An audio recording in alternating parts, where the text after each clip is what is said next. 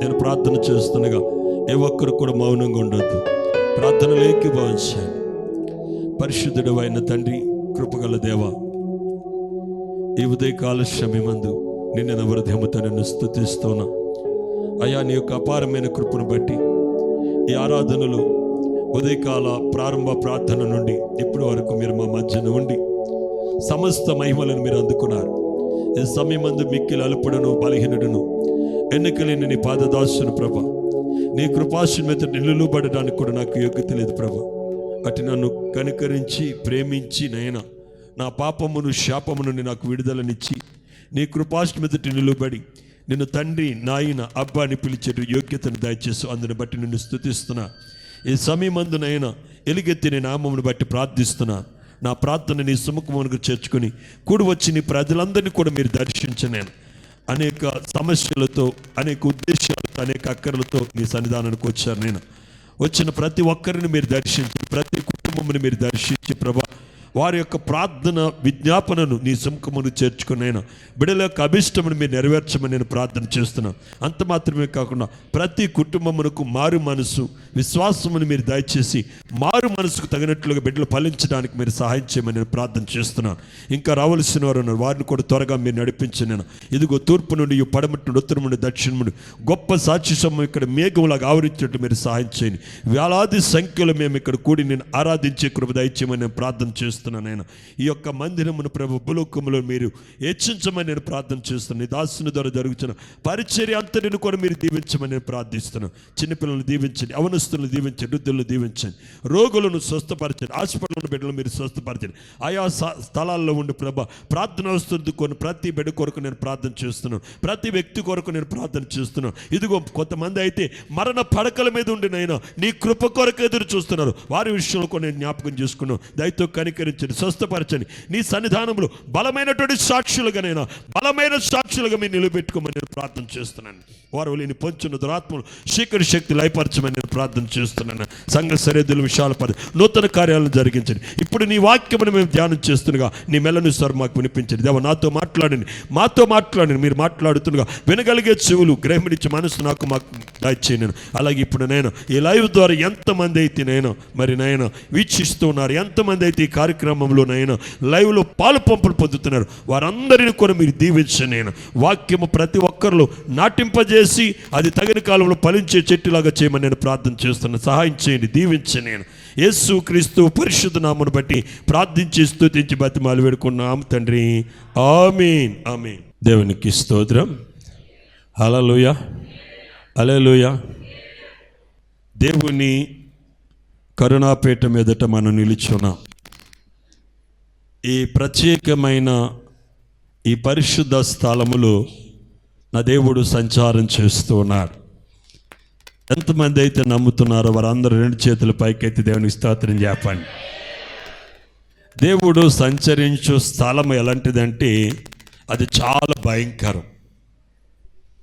ఏ కరం అండి?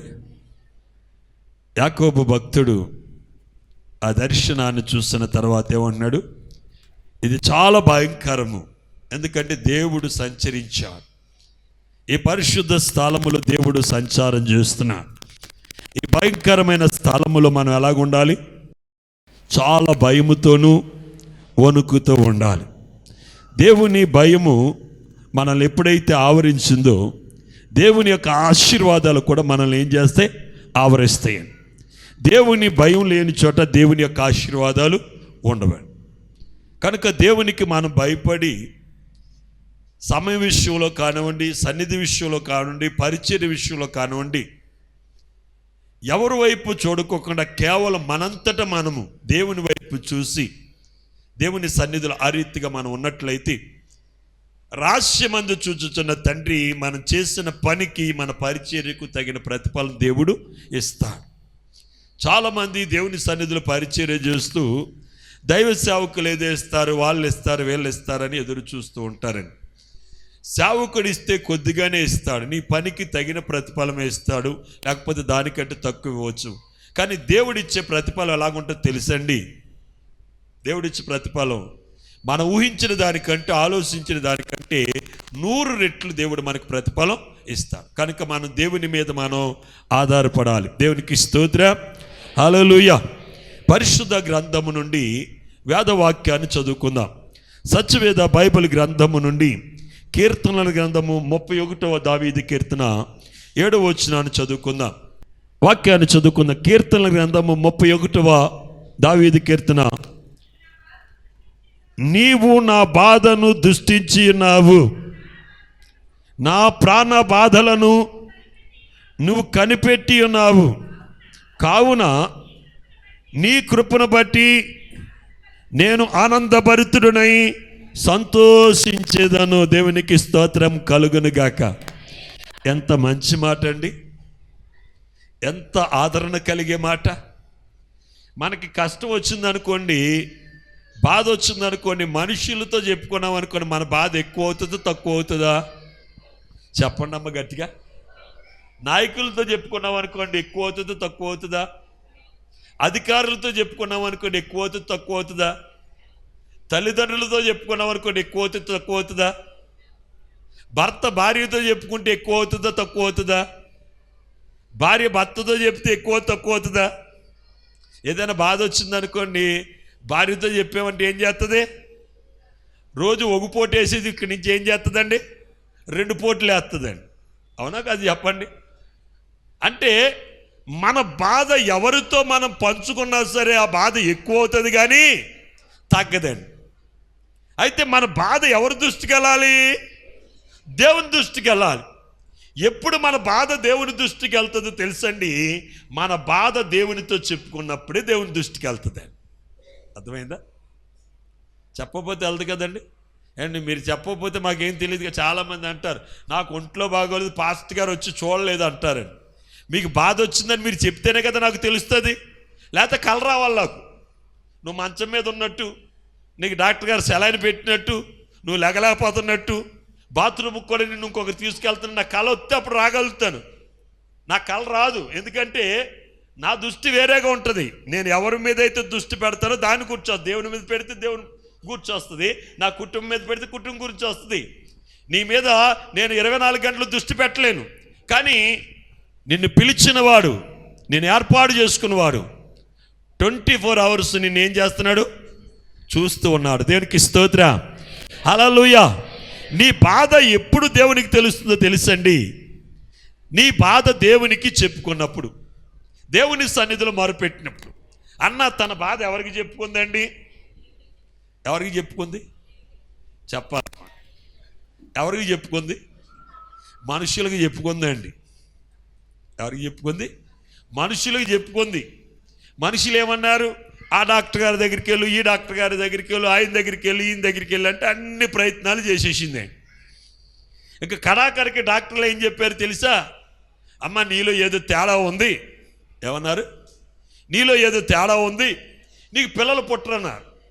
ఇంకా మనస్సు రాయి చేసేసుకుని భర్తకి ఏం చేసింది? ఇంకో పెళ్లి చేసేసిందండి. నా వలన నా భర్త సంతానహీనుడు అవ్వకూడదు అని అన్న ఏం చేసింది? పెనిన్న అనేటువంటి ఒక యవనస్తురాలు తీసుకొచ్చి తన భర్తకు ఏం చేసిందండి? వివాహం చేసేసింది. వివాహం చేసి కొంతకాలం అయిపోయింది, కొన్ని సంవత్సరాలు గడిచిపోయిన తర్వాత ఆమెకు బాధ కలిగింది. ఎవరికైతే తన స్వాస్థ్యములో భాగము పంచిపెట్టిందో ఆమె అన్నాను చిన్నచూపు చూసిందండి. ఎవరికైతే మనం మేలు చేసామో వాళ్ళు మనల్ని తక్కువగా చూస్తే మనకేం కలుగుతుందండి? బాధ కలిగింది. బాధ కలిగి అన్న తన భర్త దగ్గరికి వచ్చి అంటుంది, నాకు పిల్లలు కావాలి, నాకు ఆశీర్వాదం కావాలి, నాకున్న బాధ తీరాలి, నాకున్న దుఃఖం తీరాలి అన్నప్పుడు భర్త ఏమన్నాడు? నేనేమైనా దేవుణ్ణా అన్నాడండి. అప్పుడు ఆమెకు అర్థమైంది, వీళ్ళు ఎవరితో చెప్పుకున్నాను ఇప్పుడు దాకా, ఈ చెప్పుకునేదేదో నా దేవునితో చెప్పుకుంటే ప్రయోజనం ఉండనని సిలోహులో ఉన్న దేవుని మందిరంలోకి వెళ్ళి ఆడవటం మొదలెట్టిందండి. కన్నీరు విడిచిపెట్టింది. నా బాధను నీకు చెప్పుకున్నానయ్యా అని. ఇంతకుముందు బాధ చెప్పుకోలేదంటే చెప్పుకుంది, ఇప్పుడు చెప్పుకున్నట్టుగా చెప్పుకోలేదు. ఇంతకుముందు బాధ చెప్పుకున్నది కానీ ఆ బాధ ఎవరికి వినపడలేదు? చెప్పాలి గట్టిగా. దేవునికి వినపడలేదండి. నువ్వు దేవుని మందిరానికి వస్తున్నావు, నువ్వు వాక్యాన్ని ధ్యానిస్తున్నావు, వాక్యాన్ని నువ్వు వింటున్నావు, చక్కగా పాటలు పాడుతున్నావు, చక్కగా దేవుని స్తుతిస్తున్నావు, అయినా నీకు ప్రయోజనం కలగట్లేదంటే నీ ప్రార్థన, నీ మొర దేవునికి వినబడట్లేదు. ఆయన నిన్ను దృష్టించట్లేదండి. ఇక్కడ అన్నాను కూడా ఇప్పటి వరకు దేవుడు దృష్టించలేదు. ఇప్పుడు దృష్టించడానికి గల కారణం ఏంటి? దేవుని మందిరంలో ఆమె ఎలాగొందో తెలుసండి, విరిగి నలిగిన మనస్సుతోటి, దీనురాలు, నలిగిన హృదయం అంతా నలిగిపోయిందండి. దీనురాలుగా నలిగిన హృదయం కలిగి దేవుని సన్నిధిలో ఒక సమర్పణ కలిగి, ఏం కలిగి ఉందండి? ఒక సమర్పణ. అది ఎటువంటి సమర్పణ తెలుసండి? నాకు నువ్వు ఆశీర్వాదం ఇస్తే ఆశీర్వాదాన్ని తీసుకొచ్చి నీకే ఇచ్చేస్తాను మరలా. అంటే ఆశీర్వాదం యొక్క ఫలాన్ని నేను నీకు ఇచ్చేస్తాను ప్రభువా. అందరం ఏం చేస్తాం? 100 ఆశీర్వదించాడు అనుకో 10 అట్టుకొచ్చేస్తాం. ఈమెమంటుంది 100 ఆశీర్వదిస్తే 100 ఇచ్చేస్తాం. మన సంఘంలో చాలామంది 100 ఆశీర్వదిస్తే 10 ఇస్తారు. చాలా ఎక్కువ మంది 100 ఆశీర్వదిస్తే 1 కూడా అట్టుకొత్త కాళ్ళకి ఇబ్బందిగానే ఉందండి.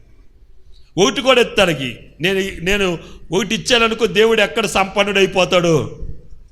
దేవుడు ఎక్కడ సంపన్నుడైపోతాడని ఏం చేస్తున్నారో తెలుసండి, 10 ఇవ్వాల్సింది గిల్లుకుంటే ఓడి చేసి 1ని కూడా గెలటం మొదలెట్టేశారండి.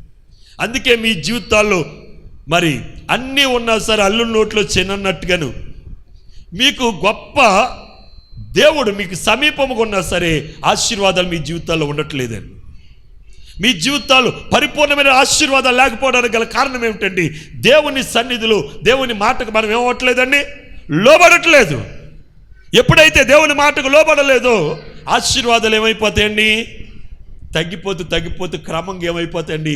ఒక్కనాటికి 0 అయిపోతే ఇంకా ఆశీర్వాదం లేని పరిస్థితి అయిపోతుంది.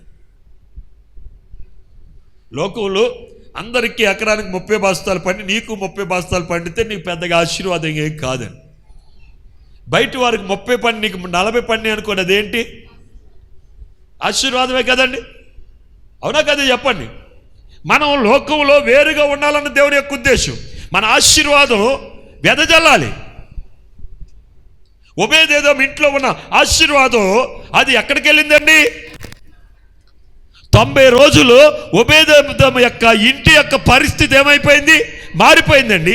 ఆశీర్వాదం అది ప్రకటింపబడుతూ ఆశీర్వాదం ఎక్కడి దాకా తెలిసిందండి?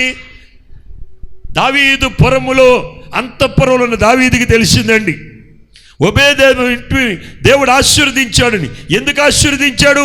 దేవుని సన్నిధి, దేవుని మందసం ఒబేదెదోము ఇంట్లో ఉన్నది గనక. ఇప్పటి వరకు అన్న దేవుని మందిరానికి వచ్చినా సరే దేవుడు అన్న యొక్క ప్రార్థన అంగీకరించలేదు. ఈసారి ఆమె విరిగి నలిగిన హృదయముతోటి బహు దుఃఖాక్రాంతురాలాగా కన్నీరు విడిచుచ్చు తన్ను తాను తగ్గించుకుంటూ, దేవా నీ మాటకు నేను లోబడతాను, నీ సన్నిధిలో నేను చాలా భయపడుతున్నానయ్యా, నన్ను కనికరించయ్యా అని ఆమె మనవి చేస్తున్నప్పుడు యెహోవా యొక్క కనుదృష్టి ఎవరి మీద పడదండి?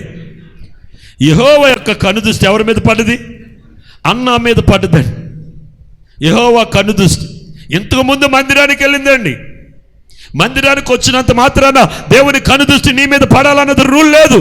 దేవుని కనుదృష్టి ఎప్పుడు నీ మీద పడుతుందంటే ఆయన సన్నిధిలో నిన్ను నీవు తగ్గించుకొని దీనుడుగా నీవు ఆయన సన్నిధిలో ఉన్నప్పుడు, విరిగి నలిగినట్టు హృదయముతో దేవుని సన్నిధిలో నిలబడ్డప్పుడు, ఆయన మాట విని నువ్వు వణుకుతున్నప్పుడు యెహోవా కనుదృష్టి నీ మీద నిలిచి ఉంటుందండి. ఇక్కడ అన్న మీద ఎప్పుడైతే దేవుని కనుదృష్టి నిలిచింది, ఏలే అంటున్నాడు, అమ్మా నీ ప్రార్థన యెహోవా ఆలకించాడు. ఏమన్నాడు? యెహోవాకు నీ ప్రార్థన యెహోవా విన్నాడమ్మా. ఇంతకుముందు కూడా ఆమె దేవుని మందిరానికి వచ్చింది. అప్పుడు దైవ సేవకుడు వచ్చి అమ్మా నీ ప్రార్థన దేవునికి వినబడిందని చెప్పలేదు. కారణం ఏంటి? దేవుడు వినలేదు. ఈసారి అయితే దేవుడు ఏం చేశాడండి? ఆమె మనవి విన్నాడు. అయితే ప్రియమైనటువంటి వారరా, మన వాక్యంలోకి వెళ్తే ఇక్కడ అన్నాను మనం చూసినట్లయితే దేవుడు అన్నారను దృష్టించాడు. ఎందుకు దృష్టించాడో తెలుసండి? ఆమె యొక్క ప్రార్థన దేవునికి ఏం చేసిందండి? వినబడింది. ఇదే విషయము దైవజనుడైన ఏలీ అన్నాడు, నీ ప్రార్థన యెహోవా విన్నాడు. ఆయనకి వినపడ్డదంటే ఊరికనే ఉండడానికి మనలాగా మనుష్యుడు కాదండి. మనం ఎవరైనా బాధలో ఉన్నారన్నారు అనుకోని మన బాగా తెలిసిన వాళ్ళు ఆ ఈదికి కానీ ఆ పక్కకి కానీ మనం వెళ్ళమండి. ఎందుకో తెలుసా? ఏమైనా సహాయం అడుగుతారేమో. కానీ దేవునికి ఒకని బాధ వినపడిందంటే వెంటనే ఆ బాధ నుండి విడుదల దయచేయడానికి, వారిని ఆదరించడానికి దేవుడు వెతుక్కుంటూ వెళ్తాడండి. ఈ కరుణాపీఠం నుండి యెహోవా యొక్క కనుదృష్టి మనల్ని చూస్తుంది. ఎవడు ఆయన యొక్క కనుదృష్టి కానీ దృష్టించడానికి ఎవడు యోగ్యుడిగా ఉన్నాడో వాని దగ్గరికి వెళ్ళి వానితో దేవుడు మాట్లాడతాడు, నేను నిన్ను ఆశీర్వదిస్తున్నాను అని.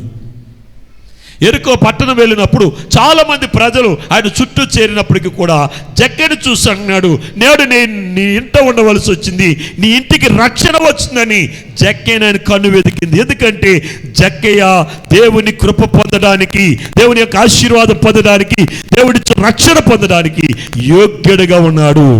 యోగ్యుడిగా ఉన్నాడంటే దాని అర్థం అతను పాపం చేయలేదని కాదు, తన పాప విషయంలో పశ్చాత్తాపడుతూ దీనుడుగా నలిగిన హృదయం గలవాడుగా దేవుని వైపు చూస్తున్నాడు ఆయన.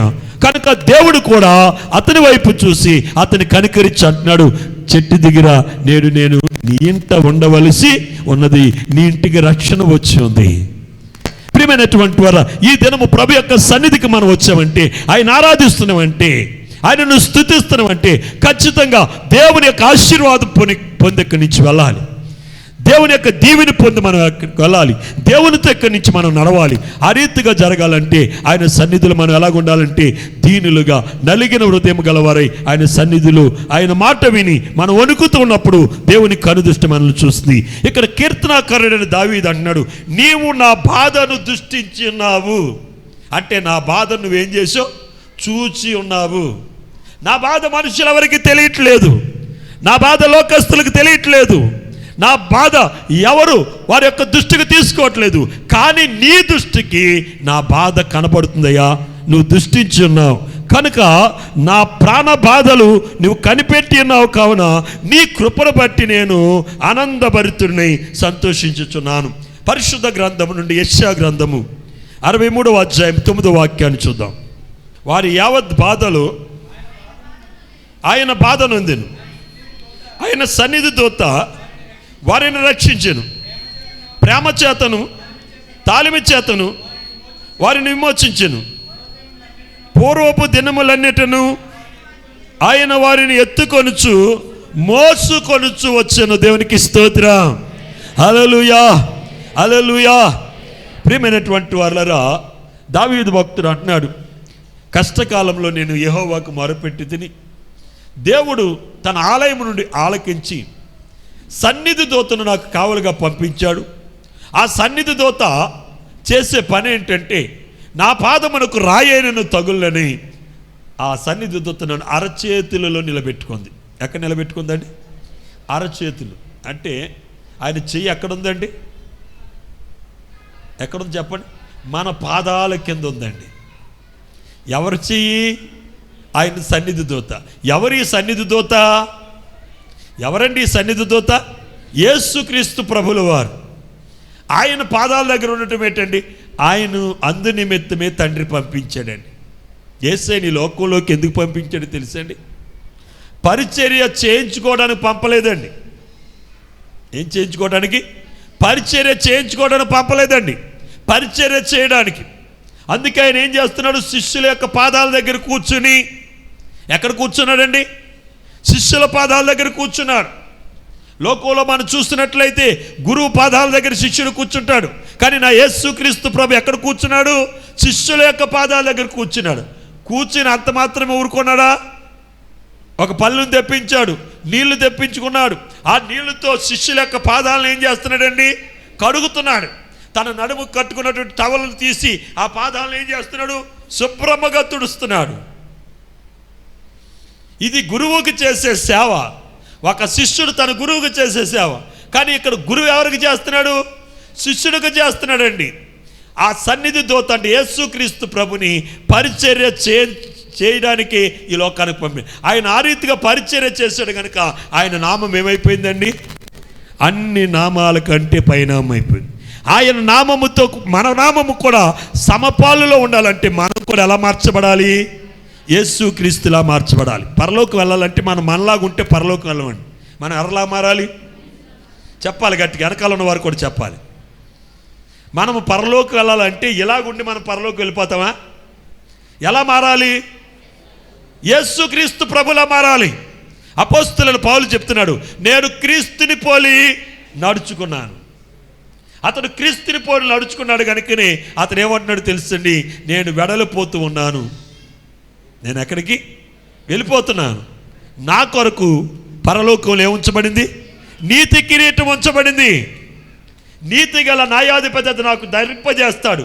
అది నాకు మాత్రమే కాకుండా ఎవరు క్రీస్తులాగా మారుతారో, ఎవరిలో క్రీస్తు ప్రభు కనబడతాడో వారందరికీ కూడా ఆయన అనుగ్రహిస్తాడు. కనుక మనము ఆయనలాగా మార్చబడాలి. ఆయనలాగా మార్చబడాలంటే మనల్ని మనం ఏం చేసుకోవాలండి?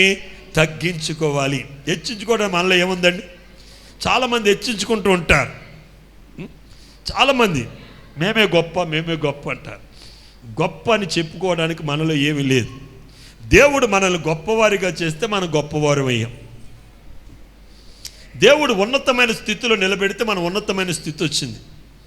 ఈరోజు ప్రార్థన చేస్తున్న గొప్ప కార్యాలు జరుగుతున్నాయంటే అది మా గొప్ప కాదు, దేవుని గొప్ప. మన బుధవారం ఒక ఆయన సాక్ష్యం చెప్పాడు. తేపర్ నుంచి వచ్చాడు. 7 వారాల నుంచి ప్రతి వారం వచ్చిన వాళ్ళకి అర్థమవుతుంది ఆయన వచ్చిన రోజున అలాగ వచ్చాడని. ఆటోలోంచి చాలా ఇదిగా దించి 2 భుజాల మీద పెట్టుకుని అండి సరికో పక్కన ఇక్కడ తీసుకొచ్చి లోపల కూర్చోబెట్టారు. భార్య వారి యొక్క బిడ్డ ఇద్దరు కలిపి తీసుకొచ్చి కూర్చోబెట్టారు. ఆమె తీసుకొస్తుంటే చాలామంది అన్నారట, డాక్టర్లే ఇది నయం కాదని చెప్పారు, దరిదాపుగా 4 లక్షల ఆపరేషన్కి అవుతుంది అన్నారు. 4 లక్షలు పెట్టి ఆపరేషన్ మీరు ప్రయత్నం చేయక, లేదంటే ఇంటికాడ అతను రెస్ట్గా ఉంచక ఎందుకు చర్చికి తిప్పుతున్నారని ఆక్షేపణ చేశారట. లేదులే, ఇది వరకు మేము చాలా కాలం క్రితం ఎదిలేం, అప్పుడు దేవుడు మమ్మల్ని ఆశీర్వదించాడు. లెగలేని అతను అన్నాడట, నన్ను ఇంకెక్కడ వద్దు, ఆ చర్చిలో పాడైన అన్నారు. తీసుకొచ్చారండి. ఇక్కడ 3 వారాలు అయ్యేటప్పటికి అతను అక్కడి నుంచి నడుచుకుంటూ వస్తున్నాడండి. ఎలాగుంది అయ్యా అంటే, బాబాయ్ గారు చాలా బాగున్నదండి, చాలా దేవుడు స్వస్థత ఇచ్చాడు, నా భోజనం నేను తింటున్నాను, నా పని నేను చేసుకున్నాను. నిన్న 7వ వారం మొన్న బుధవారం సాక్ష్యం చెప్పారు. డాక్టర్లు ఆపరేషన్ అవుతుంది 4 లక్షలు చూసుకోమన్నారు, 4 పైసలు కూడా ఖర్చు అవ్వకుండా దేవుడు నన్ను ఇక్కడ స్వస్థపరిచాడు అయ్యగారు ప్రార్థన చేశారని. అయితే మా గొప్ప కాదు, దేవుని కృప. దేవునికి స్తోత్రం, హల్లెలూయా. మిమ్మల్ని స్వస్థపరచడానికి మేమే డాక్టర్లం కాదు, మిమ్మల్ని బాగు చేయడానికి మేమే దేవుళ్ళం కాదు. నా దేవుడు సర్వశక్తివంతుడు. ఆయన నిలబెట్టి అంటున్నాడు, నా కుమారుడు నువ్వు ప్రార్థన చేయి, నేను కార్యం జరిగిస్తాను. ఎక్కడ వ్యాధి తగ్గకపోతే, ఎక్కడ రోగం కుదర్చబడకపోతే, ఎక్కడ దెయ్యాలు వదలకపోతే తీసుకురమ్మను, నువ్వు ప్రార్థన చేయి, నేను కార్యం జరిగిస్తానన్నాడు. దేవుడు ఆ రీతిగా అద్భుతమైనటువంటి కార్యాలు ఈ యొక్క పరిశుద్ధ సన్నిధిలో ఆయన జరిగిస్తున్నాడు. దేవునికి స్తోత్రం కలుగును గాక, హల్లెలూయా.